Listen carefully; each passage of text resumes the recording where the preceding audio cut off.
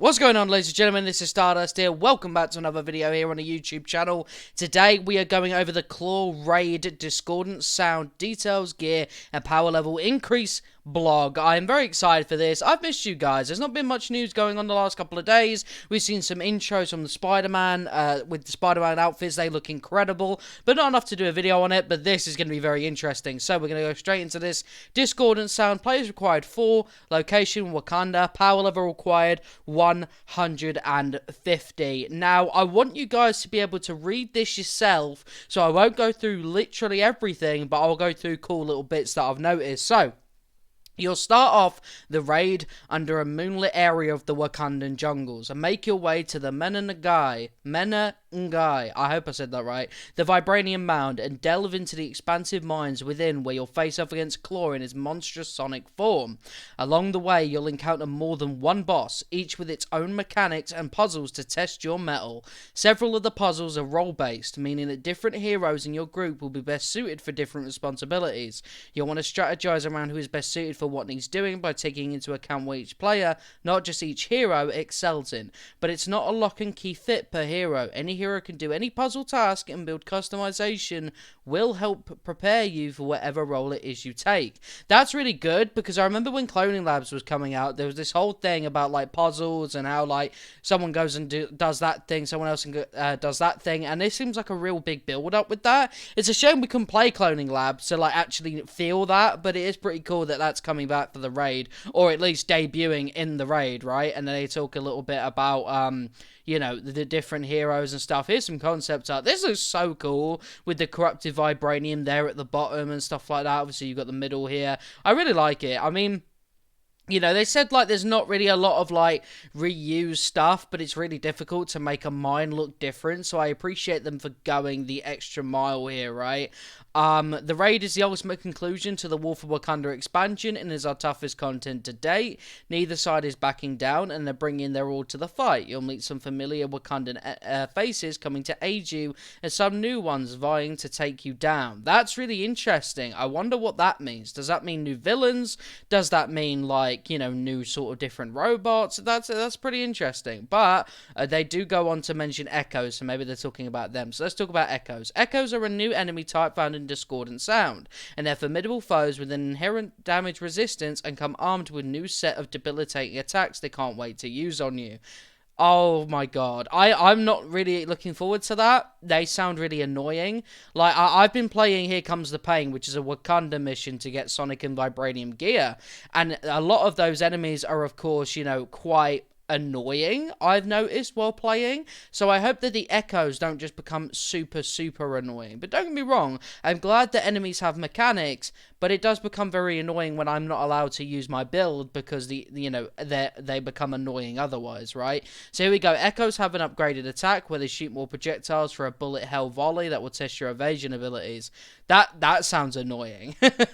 Right, anyway, KLAW Raid gear. This is going to be very interesting. So, power level increase. The KLAW Raid weekly mission chain will become viewable when a player reaches power level 150. So if your hero isn't on power level 150, don't worry, because clearly the weekly mission chain won't show up unless one of your characters are there. And the elite raid starts at power level 160. If you're not there yet, you can go gear hunting in the family reunion mission chain and the weekly mission chain, which award gear that bumps your hero's power level from 140 to power level 150.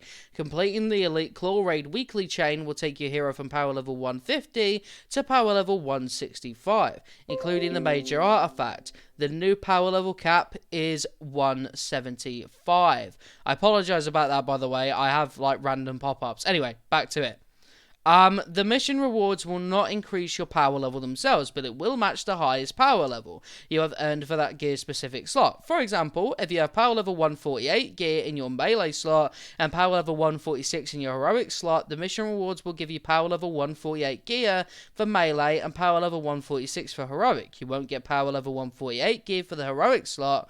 This is to allow for additional chances at better rolls and to give a source of higher power level gear to recycle towards upgrading gear sets you already own. As we mentioned in our Reworks developer blog, you can recycle gear of a higher power level to upgrade your current gear to match the higher power level of the consumed gear. All of this sounds really sweet. I'm really happy about this. I will say that I feel like this game is going to feel very different. Whether it feels better in gear wise is a different story. Let me know what you guys think in the comments down below. But I definitely think we are about to see a very different game on our hands. Here's the rundown of the rewards you can expect from the raid mission chain, weekly mission chain, Discord and exotic gear, melee and range, Discord and exotic gear, defense heroic, one epic raid exclusive minor artifact. That's pretty interesting. I wonder what the minor artifacts are going to look like. So I don't believe we've heard a lot about that. Mission completion reward. So this is essentially, after the weekly mission chain when you complete it. Discord and exotic gear, random slot, 400 fragments. That's so brilliant, by the way. I love that so much. And it's the same for the elite raid as well. I can imagine that a lot of people are going to be farming relentlessly right here. But here's the description of the brand new gear set you get from Discordant Sound. Discordant set description, exotic, might, precision, valor, resilience, preferred status effects. Yep, absolutely, I'm on board with that. Is there resolve on the other side of it, or is that just it? Oh, that's going to be a weird one then. I definitely would have put resolve on that gear set, because like you're essentially saying that we can't have it all the way through, because then you're just making us a glass cannon. That's kind of weird, but okay. Maybe there's more to it. Here's some perks. So, when a hero is in proximity to an enemy with an active sonic status effect, the sonic conduit buff is sent once to all nearby heroes. The triggering hero counts as sending the buff. All other heroes are affected are receiving. So, if you guys want to know more about that, then please make sure to go and read the blog. It is very detailed, as you can see here, and I feel like me reading it off won't be doing it justice. But here's some perks that you can get while the sonic conduit buff is active. For example, here's one for Hulk. While sending a sonic conduit buff to other heroes, melee rock attack damage is increased. Not something I would use myself, but, it's still pretty decent. So, efficient status perks. Basically, long story short for this one, but again, go read it yourself, is that perks will now be, for example, Hulk will be like, you can apply sonic status effect to small and large rocks, and it will be its own thing. So, I know that a lot of people have grinded for, like, say, a Hawkeye, right? A certain arrow for Clint. Now, you'll have all those arrows in one thing. So, every single arrow does pim damage, right? And I definitely think that's the right move. I like to imagine that this is a step in the right direction of having every single melee attack, whether it's a light attack or a heavy attack, melee wise, do a status effect, because I think that's very important. Hero gear additions. I think this is a really good change. Essentially what it is that there's going to be hero perks on some of these elite versions, for example, like Operative's armor, which means that you don't have to remove a really OP gear piece in order for the raid stuff, because the raid stuff is going to have it. So, like, for example, if you want discordant gear with split multiplier, which is the Hawkeye's operative armor thing, you'll have to complete the elite raid, so it gives people a reason to do it. I also forgot to mention this as well, that after the feedback of the Omega gear, discordant sound gear will have a damage buff of some sort. So, rather than fix it in a sense of, like, nerfing it and kind of, working about with it, they're just going to stick it on the exotics, which I do think that's a really good idea. Me personally, I would remove damage buff entirely from every single other gear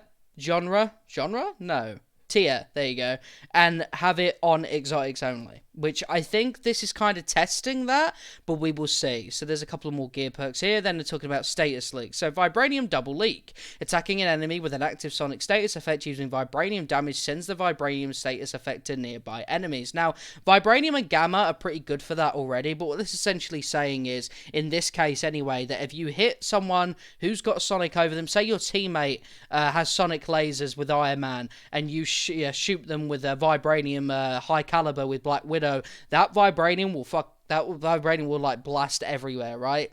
And that is pretty cool. I like that, Increased damage from gear perks by 200%. To clear this up, before people get excited, they mean like payload missiles. Here it says here.